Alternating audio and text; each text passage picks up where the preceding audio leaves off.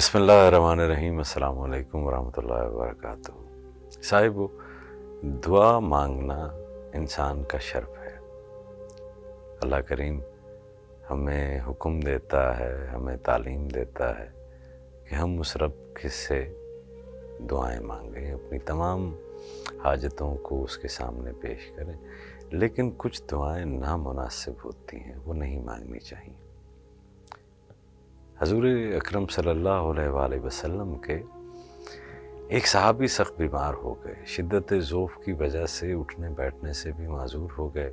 نبی کریم صلی اللہ علیہ وآلہ وسلم ان کی عیادت کے لیے ان کے گھر تشریف لے گئے۔ بیمار صحابی نے جب آقائے دو جہاں کو دیکھا تو خوشی سے نئی زندگی محسوس کی، اور ایسا معلوم ہوا کہ جیسے کوئی مردہ جسم میں اچانک سے زندگی پیدا ہو گئی ہو۔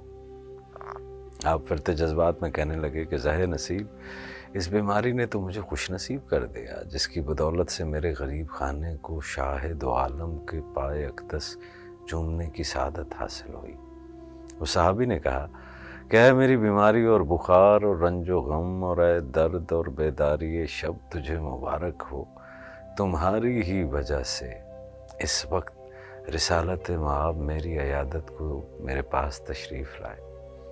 جب آپ صلی اللہ علیہ وآلہ وسلم ان کی عیادت سے فارغ ہوئے تو آقائے دو جہاں نے ارشاد فرمایا اپنے صحابی سے، تمہیں کچھ یاد ہے کہ تم نے حالت صحت میں کوئی نامناسب دعا مانگی ہو؟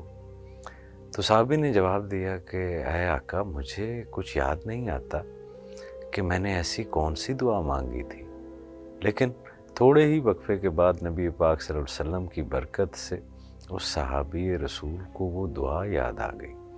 صحابی نے عرض کیا کہ رسول کریم صلی اللہ علیہ وسلم، میں نے اپنے اعمال کی کوتاہیوں اور خطاؤں کے پیش نظر یہ دعا کی تھی کہ اے اللہ تعالیٰ، وہ عذاب جو آخرت میں آپ دیں گے وہ مجھے اس عالم دنیا میں دے دیں، تاکہ آخرت کے عذاب سے محفوظ ہو جاؤں۔ یہ دعا میں نے بار بار مانگی، یہاں تک کہ میں بیمار ہو گیا، اور یہ نوبت آ گئی کہ مجھ کو ایسی شدید بیماری نے گھیر لیا کہ میری جان اس تکلیف سے بے آرام ہو گئی۔ حالت صحت میں میرے جو معمولات تھے، عبادات و ذکر الہی اور اوراد و وظائف جو پڑھا کرتا تھا، ان کو پڑھنے سے عاجز و قاصر اور مجبور ہو گیا۔ بڑے بھلے اپنے بیگانے سب فراموش ہو گئے۔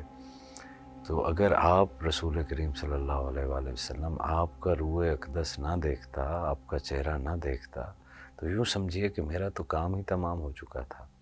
آپ صلی اللہ علیہ وآلہ وسلم کے لطف و کرم اور غم خواری نے مجھے دوبارہ زندہ کر دیا ہے۔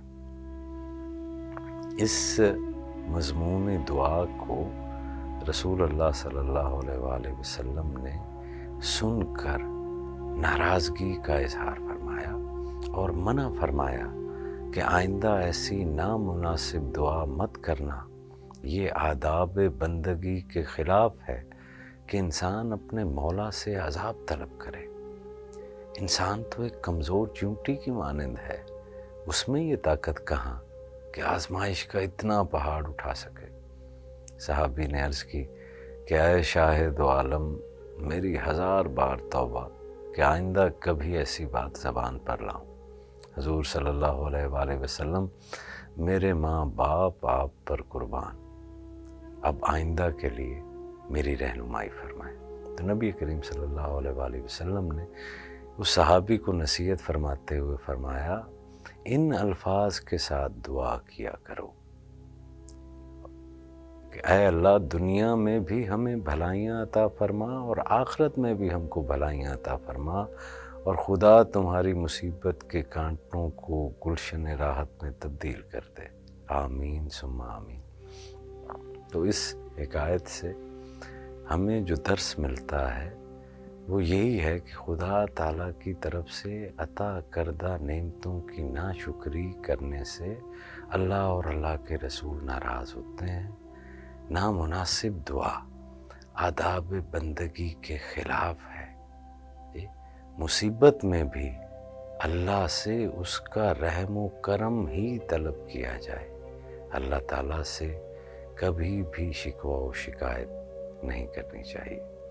آپ کو خیر ملے اور خیر بانٹنے کی توفیق ملے۔ السلام علیکم ورحمۃ اللہ وبرکاتہ۔